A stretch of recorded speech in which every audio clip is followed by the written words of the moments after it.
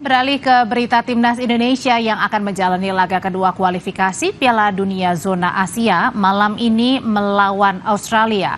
Pelatih timnas Sinteyong menjanjikan anak-anak asuhnya akan menampilkan permainan terbaik kontra The Socceroos.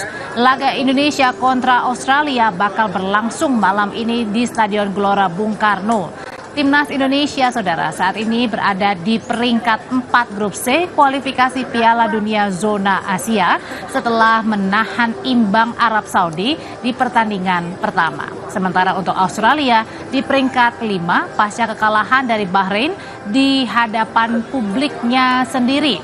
Ada sebanyak 70.000 tiket pertandingan Indonesia-Australia sudah habis terjual.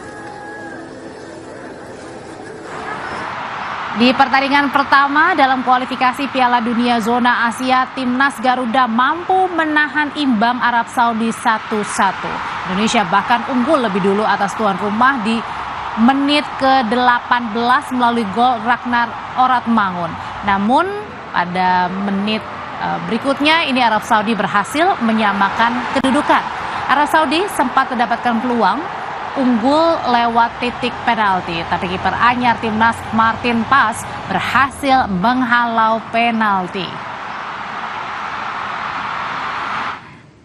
Nama Martin Pas, saudara, menjadi andalan baru Garuda di bawah Mister Gawang. Penampilan pemain Liga Amerika Serikat FC Dallas bertinggi badan 1,92 meter ini tampil apik kemarin saat melawan Arab Saudi. Martin Pas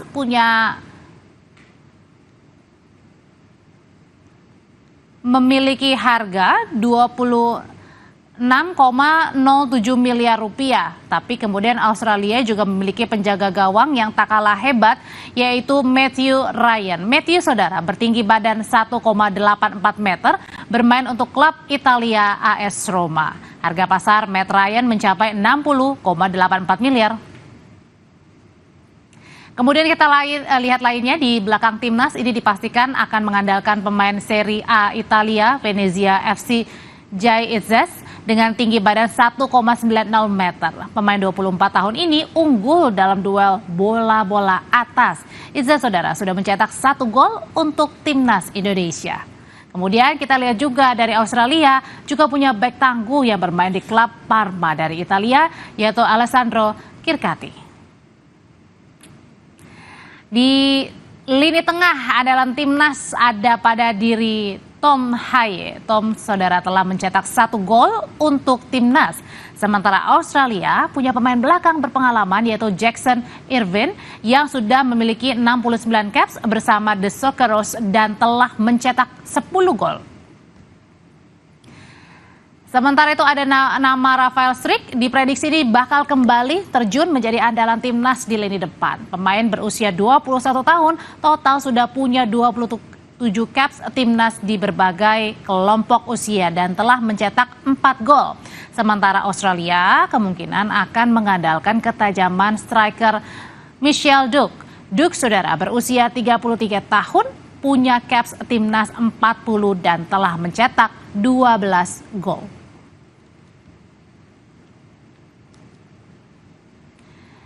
Pelatih Sinteyong, saudara, kemungkinan akan kembali menerapkan formasi 4-3-3 yang digunakan ketika sukses kemarin meredam Arab Saudi dengan skor sama 1-1.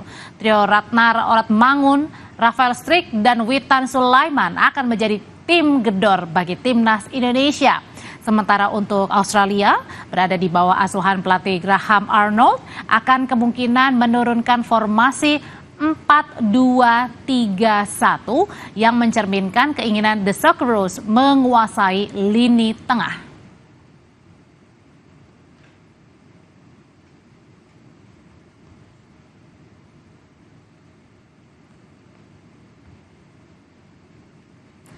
Pelatih timnas Indonesia Sinteyong, saudara, berjanji timnas akan berjuang menampilkan permainan terbaiknya. Sinteyong optimistis skuad Garuda akan memberi kejutan pada laga malam hari ini. Kemarin Sinteyong yang ditemani bek Justin Hubner menggelar konvers jelang pertandingan melawan Australia pada lanjutan babak ketiga kualifikasi Piala Dunia 2026 di Gelora Bung Karno. Sinteyong saudara menyatakan tak mudah melawan Australia karena secara peringkat Indonesia berada di bawah Australia. 팀에서 거의 경기력이 없다시피 해서 와서 우리가 사우디를 대비했는데 생각보다 경기를 선수들 열심히 뛰어줬고 사실 체력적으로 많이 올라오고 경기력이 많이 좋아졌지 않나는 게 제가 생각하는 부분입니다. 내일 경기는 뭐 우리가 쉬운 경기는 절대 아니다. 우리가 22번 팀입니다. 힘든 경기가 될 수도 있지만 우리 선수들은 절대 포기하지 않고 어떻게 하든 흐름에서 우리가 멋진 경기를 준비되어 있다고 보시면 되겠습니다. 내일 경기 멋지게 한번 최선을 다해보겠습니다.